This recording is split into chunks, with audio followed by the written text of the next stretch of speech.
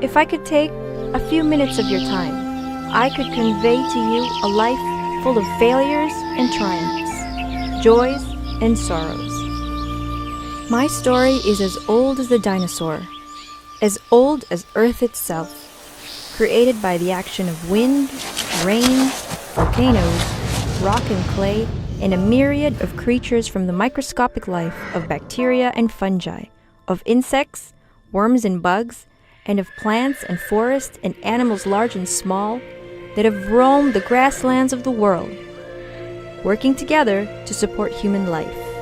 I am soil. As caretakers of the earth, my generation grew up not so long ago. It was a great time. Lots of open space, fresh air, fine weather. It was an excellent time to be soil. Soon, I was just ready for anything, man. I was in peak health and vitality, and I couldn't wait to fulfill my mission of nourishing mankind. I mean, how can you not be excited? I was meeting all the challenges head-on, and I was happy. My human partners were ecstatic. When my human partners started working with animals and farm implements, boy, it made me feel like I was super soil. I did not even know I had it in me to produce food for humans in quantities I never imagined. I noticed, however, that my neighbors were still producing way more than I was. It seemed they had special help. That special help, I wanted it too. I was then producing even more. I felt like I was on top of the world. While I was in the peak of health and being Miss Super Soil, I noticed something strange. My neighbors began looking tired and weak.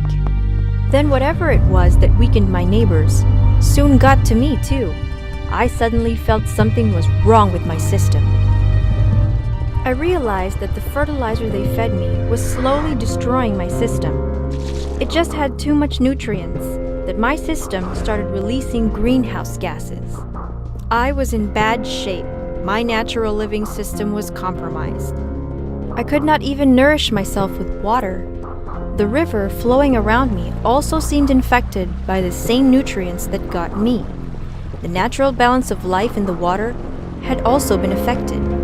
And I thought we were the only ones who were sick. Was I wrong?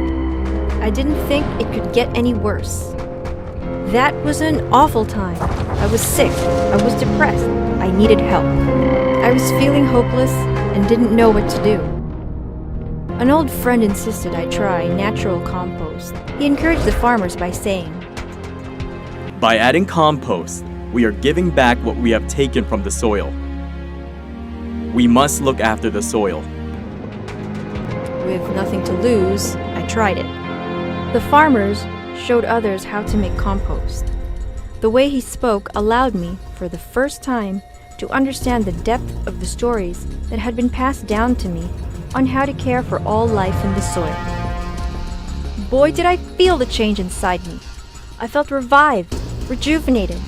I felt young and healthy again. I could see the vitality return to our human partners. I am a little bit older now, and wiser, I suppose.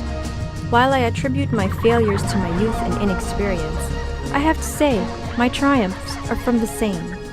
There is so much I have to thank natural compost for in keeping me alive and healthy.